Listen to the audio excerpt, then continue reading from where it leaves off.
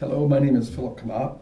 I'm a veteran of the U.S. Coast Guard and a landowner in Augusta County and a resident of Virginia since 1962. Over the past 3 or 4 years, I've been actively involved in the massive citizens movement of resistance against the proposed pipeline projects known as the MVP Mountain Valley Pipeline and ACP Atlantic Coast Pipeline projects, respectively. And these are intended to be built in our state. I have researched the available information about MVP and ACP, and the more I study this subject, the more I find myself being truly horrified by the high potential for these pipelines to negatively affect the safety and well-being of many Virginia citizens, as well as to make toxic the air, the water, and the soil of our region. Flora and fauna in Virginia stand to be severely impacted by these as well. Studies and statistics show that the nature of these industrial pipelines is that they will leak and explode. In my research as to the number of significant pipelines incidents which have occurred over the past 10 years nationally in the U.S., there are an average of about 2 per month. As the number of pipelines are built around our nation and they continue to age, the number of such events are on the increase.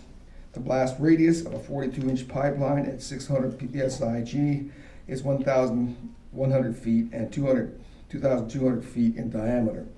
The evacuation area from a point of breach is 7/10 of a mile in one direction, and hence 1.4 of a mile in total. And consider just how many people will be evacuated, even just a rural area, in the event of a pipeline burst. What I find even more disturbing is that, to the best of my knowledge, there have been no comprehensive public safety studies on either the state, local, or federal levels as to how to contain and mitigate the effects of a pipeline leak or structure or rupture. The potential for accidents alone are great reason for concern, as they should be. Consider a much darker kind of potential effect. Deliberate acts of domestic or foreign terrorism perpetrated against pipeline structures simultaneously upon multiple points of such structures. Dare we think that in these times such events could not happen? In such a scenario, it would be most likely that the members of the Virginia National Guard would be among the first ones to be put into harm's way. Without any specific or specialized training for such events, I can only imagine that the casualties would be very significant. Is this what we want? Why would we choose to allow private corporations such as Duke or Dominion to build a huge ready-made industrial pipe bomb, such as food industrial pipeline, hardly to mention compressor stations across many miles of our state?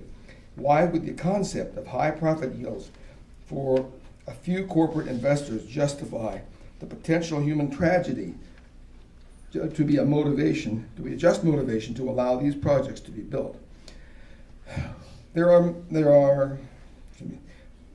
These are the kind of hard questions that must be asked to our elected representatives on all levels of government. Government, by the way, should not be allowed to force the will of big business upon the people. I believe in the right of the people to self-determination. This is fundamental to government that serves the people. Stand up and speak these loudly. Many of you already know about the phenomenon of karst landscapes in our state.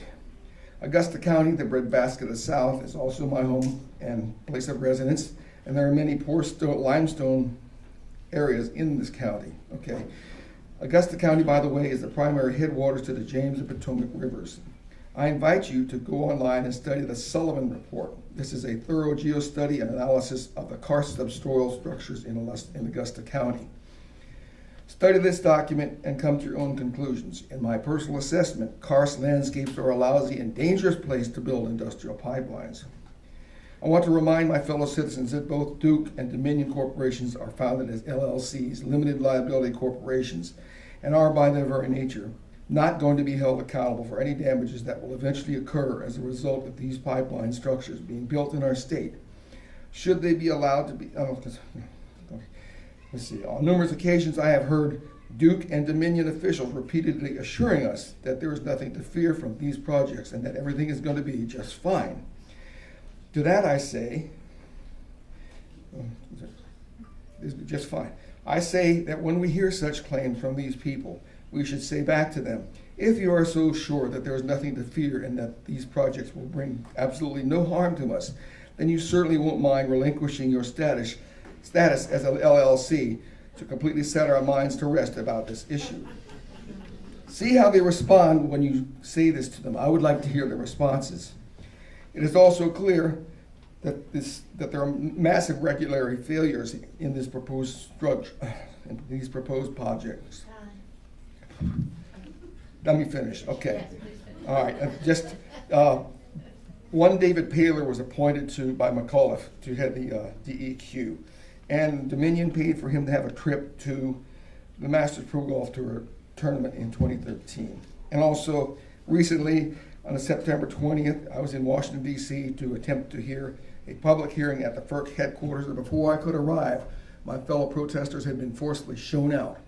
That happened, okay? So ask yourselves, do you think that these projects are being appropriately regulated for the public interest? Thank you very much. We're all in this together.